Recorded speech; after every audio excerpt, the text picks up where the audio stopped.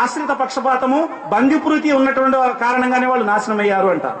రెండో విషయం ఏం చెప్తారంటే, ఒకవేళ నా కూతురు ఫాతిమా అయినా సరే ఈ దొంగతనం చేసి ఉంటే ఆమె 2 చేతులు నరకడమే ఆమెకి నేను శిక్షగా విధించేవాడిని అంటారు. అంటే నిష్పక్షపాత వైఖరి. ఆశ్రిత పక్షపాతానికి, బంధుప్రీతికి ఏ విధమైనటువంటి స్థానం లేనటువంటి న్యాయం అక్కడ ప్రాఫెట్ ముహమ్మద్ సల్లల్లాహు అలైహి వసల్లం అందజేశారు. ఇంకా అసాధారణమైన, ఎంత నిరాడంబర జీవితం అంటే 10 లక్షల మైళ్ళ చదరపు విస్తీర్ణానికి ఆయన ఖలీఫా అయ్యుండి కూడా, చక్రవర్తి అయ్యుండి కూడా, ఆయన తుది శ్వాస విడిచే సమయంలో ఆయన ఒంటి మీద ఉన్న జుబ్బాకి ఎన్ని అతుకులున్నాయో కూడా తెలియనటువంటి స్థితి. అన్ని అతుకులతో నిండున్నటువంటి జుబ్బా ధరించి ఉన్నాడు ఆయన. సహచరులు ఒక సందర్భంలో ఆయన నిద్రపోతున్నప్పుడు సమయంలో వస్తారు ఒక ఆయన, హజరత్ ఉమర్ గారు వచ్చి, ఓ ప్రవక్త, ఆయన వీపు మీద ఏం పడి ఉంటాయి అంటే ఈ నారతో, ఈ ఖర్జూరపు మట్టలతో తయారు చేయబడిన షాప్ మీద ఆయన పడుకుని ఉంటారు. ఆ ఖర్జూరపు ఆకుల యొక్క ఆనవాళ్లు వీపు మీద ఉంటాయి. చూచి ఆయన కన్నీరుతో, ఓ ప్రవక్త, ఒకవైపు మీకు సామంతులైనటువంటి ఇరాన్ చక్రవర్తి, మీకు సామంతులైనటువంటి రోమ్ చక్రవర్తులు హంస తూలికా తల్పాల మీద సుఖభోగాలు అనుభవిస్తుంటే మీ పరిస్థితి ఏంటండి ఇలా ఉంది అంటే, ప్రాఫెట్ ముహమ్మద్ సల్లల్లాహు అలైహి వసల్లం ఏమంటారంటే, ఓ ఉమర్, వారికి ప్రపంచం, మనకు పరలోకం, నీకు ఇష్టం లేదా అంటారు. ప్రపంచంలో ఒక బాటసారిగా జీవితం గడిపినటువంటి ఆదర్శవంతమైనటువంటి వ్యక్తిత్వం ఆయనది. ఇంకా ప్రపంచానికి ఒక వెలుగును అందజేశారు, ప్రపంచానికి ఒక జ్ఞానజ్యోతిని అందజేసినటువంటి ఆయన ఇంట్లో ఆయన తుది శ్వాస విడిచే సమయంలో, రాత్రి సమయంలో దీపం వెలిగించడానికి దీపంలో చమురు లేదు అంటే ఎలాంటి పేదరికంలో ఆయన ఉన్నారో మనకు తెలుస్తుంది మహాశయులారా.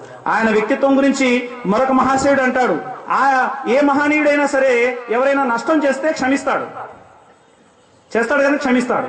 ఇంకా ఎక్కువగా ఒకవేళ క్షమకు పరాకాష్ఠ స్థాయి ఏదైనా ఉందంటే అతను వారి కోసం ప్రార్థన చేస్తాడు, వీరికి ఏమీ తెలియదు, వీరిని క్షమించండి అని. కానీ ప్రాఫెట్ ముహమ్మద్ సల్లల్లాహు అలైహి వసల్లం వారు మరో మెట్టు ముందుకు వెళ్లి ఆయన క్షమించేవారు, రెండవది వారి కోసం ప్రార్థన చేసేవారు, మూడవది వారికి సహకారం చేసేవారు. దీనికి సంబంధించి ఎన్నో ఉదాహరణలు ఉన్నాయి. ఆయన ఇంటి నుంచి బయటకు వస్తుంటే ఒక స్త్రీ, ఒక వృద్ధురాలు ఆయన మీద నెత్తి మీద కసువు పోసేది, పెంట పోసేది.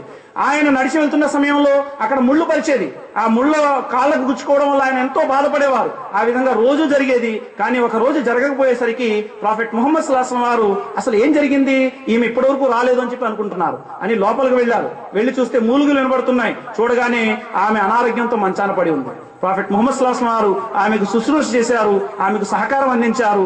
ఆమె మనస్సు విలవిల్లాడిపోయింది. ఇప్పటి వరకు మిమ్మల్ని కష్టపెట్టడమే, మిమ్మల్ని నష్టపెట్టడమే, మిమ్మల్ని బాధ పెట్టడమే నా లక్ష్యంగా ఉన్నాను.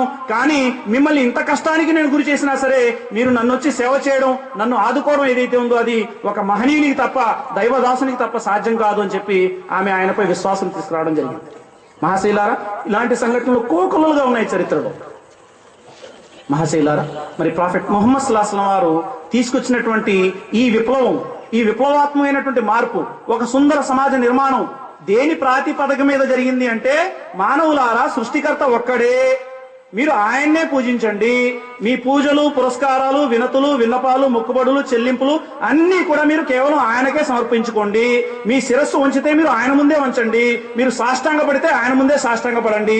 ఎందుకంటే మీరు సాష్టాంగ పడడానికి, మీరు భయపడడానికి, మీరు యాచించడానికి, మీరు దాస్యం చేయడానికి కేవలం ఆయన ఒక్కడే అర్హుడు. ఇది ప్రధానమైన సిద్ధాంతం. రెండవది, ఆయనకి దాస్యం చేయకుండా ఆయన ఆజ్ఞానుసారంగా జీవితం గడిపినట్లయితే, ఆయన ఆజ్ఞకు విరుద్ధంగా జీవితం గడిపినట్లయితే, మనోవాంఛలకు దాసులైనట్లయితే మీరు శాశ్వతమైనటువంటి శిక్షకు గురవుతారనేటువంటి ఒక సహజమైనటువంటి యథార్థమైనటువంటి భావాన్ని ఆయన ఇంజెక్ట్ చేశారు. ఒక మంచి సొసైటీ రూపకల్పన జరిగింది. కనుక మహాశైలారా, మరి నా ముస్లిం సోదరులు ఎవరైతే ఉన్నారో, నా సోదరిమణులు ఎవరైతే ఉన్నారో వారికి స్టేజ్ ద్వారా నేను ఇచ్చేటువంటి సందేశం ఏంటంటే, మహాప్రవక్త ముహమ్మద్ సల్లల్లాహు అలైహి వసల్లం వారి జీవితం ఒక తెరచిన పుస్తకం.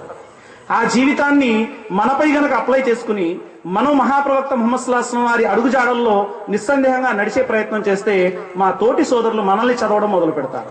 ప్రాఫెట్ ముహమ్మద్ సల్లల్లాహు అలైహి వసల్లం అన్నారు, నాతో శత్రుత్వం వహించే వాడికి నేను మిత్రహస్తం చాపుతాను, నన్ను నిరాకరించేవాడిని నేను స్వీకరిస్తాను, నాకు దూరంగా జరిగేవాడికి నేను చేరువవుతాను, మరియు నాకు ఇవ్వడానికి నిరాకరించిన వాడికి నేను ఇస్తాను అని అంటూ ప్రాఫెట్ ముహమ్మద్ సల్లల్లాహు అలైహి వసల్లం ఏమన్నారంటే, ఎవరిలోనైతే ఈ సుగుణాలు ఉండవో వారు నా అనుచర సమాజంలోని వారు కారు అన్నారు. మరి నిజంగా ఈ సుగుణాలు మనలో ఉన్నాయా లేవా అనేటువంటి ఆత్మ పరిశీలన ముహమ్మద్ సల్లల్లాహు అలైహి వసల్లం వారిని విశ్వసించేటువంటి మనం ఒకసారి చేసుకోవాలి.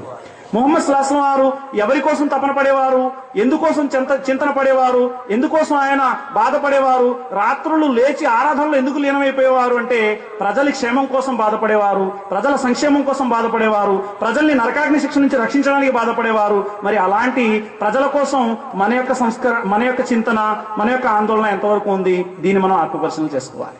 మరి అలాగే నా హైందవ క్రైస్తవ సోదర సోదరిమణులకి మేము ఇచ్చేటువంటి మనం ఏంటంటే, ప్రాఫెట్ ముహమ్మద్ సల్లల్లాహు అలైహి వసల్లం వారు ముస్లింల ప్రవక్త ఎంత మాత్రం కాదు. ఆయన సమస్త మానవాళి కోసం సృష్టికర్త అయినటువంటి దైవం పంపించినటువంటి చిట్ట చివరి దైవ ప్రవక్త.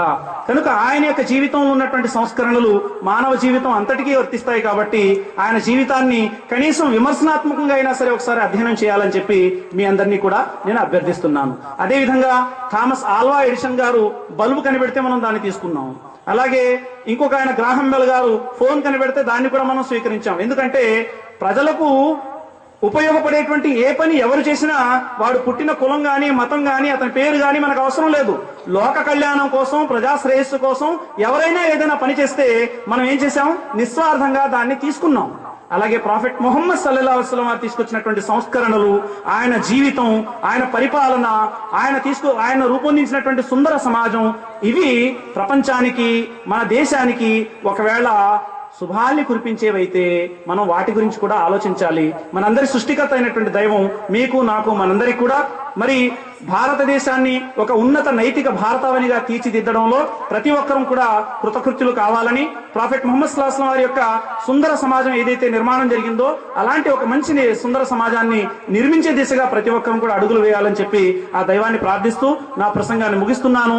వాఖిరు దావానా అల్హమ్దులిల్లాహి రబ్బిల్ ఆలమీన్. అస్సలాము అలైకుం వరహమతుల్లాహి వబర్కాతుహు.